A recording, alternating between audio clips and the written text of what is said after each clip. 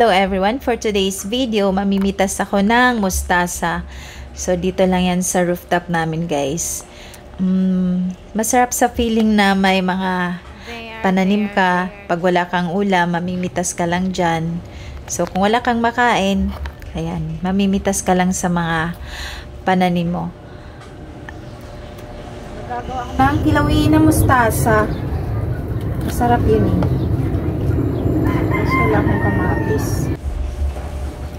So, masarap sa feeling guys pag nag-harvest ka ng mga pananim mo and sure ka kung malinis, walang chemical yung iyong kinakain and fresh.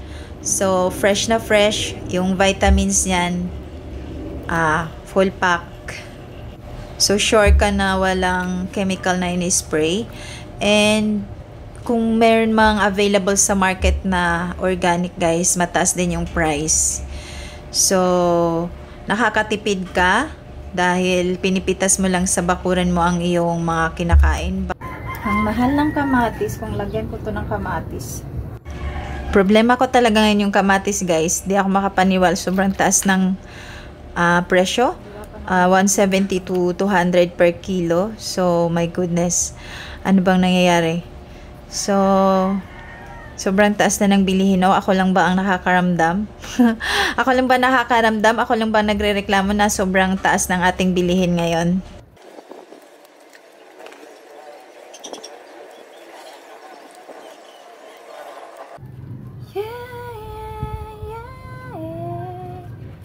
Cause we are so young now. We are so young now. And when tomorrow comes, I don't know the next. We are so young now.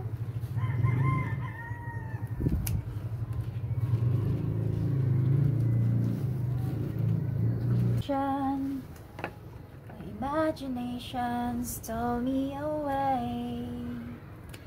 Still I believe I'm missing something real.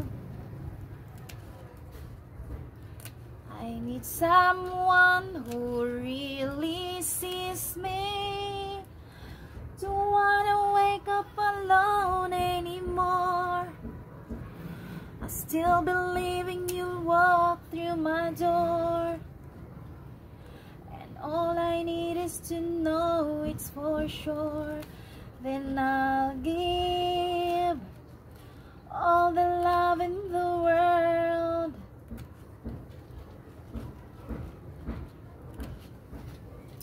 I can't criticize it. I had no hesitation. My imagination stole me away. Oh, I got the baby. Can't criticize it. No hesitation. My imagination stole me away. Still I believe, 'cause I'm missing something real. I need someone who really sees me. Don't wanna wake up alone anymore. Still believing you walk through my door.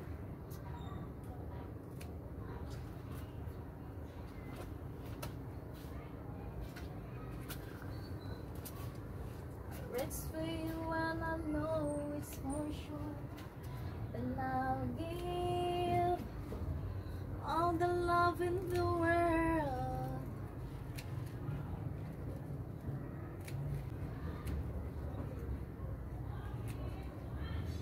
Hold on, need no one to love me that way. Oh. So, ayan guys. Ito yung ating napitas. Yan, marami yan.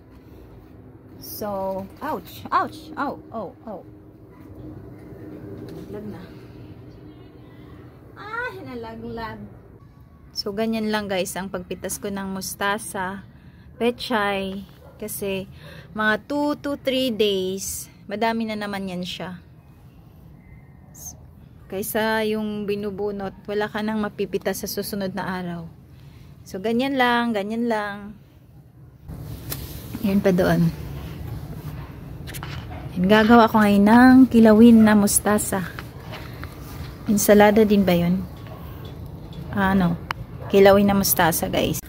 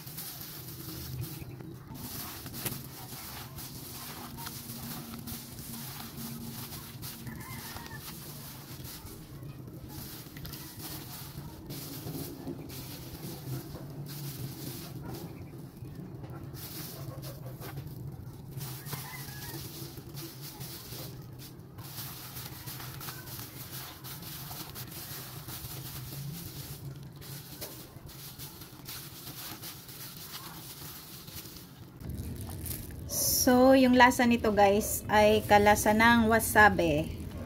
Siguro galing dito yung wasabi kasi green din yun eh.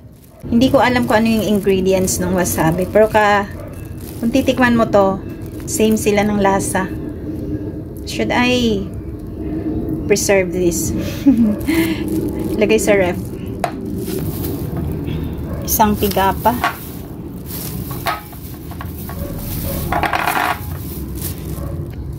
So, nilagyan ulit natin ng salt and then squeeze naman natin siya sa vinegar. This is a cane vinegar.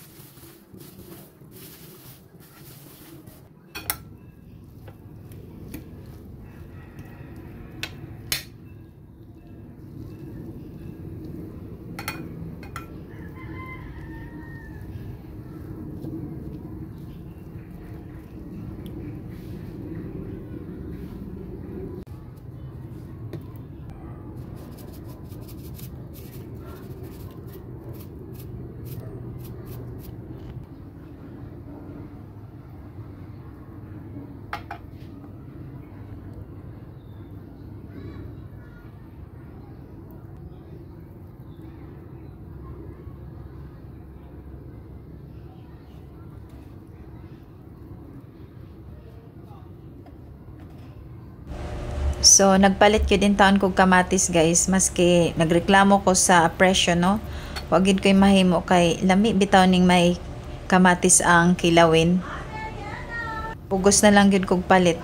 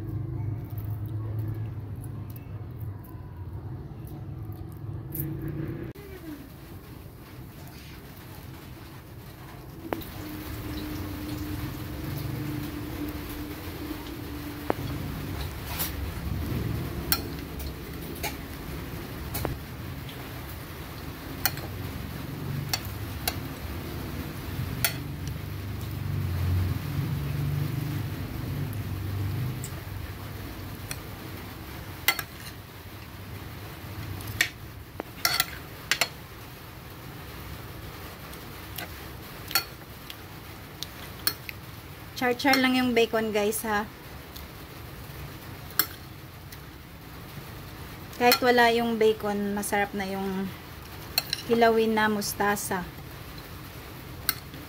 Nilagyan ko lang, try lang. Siyempre masarap yung bacon eh.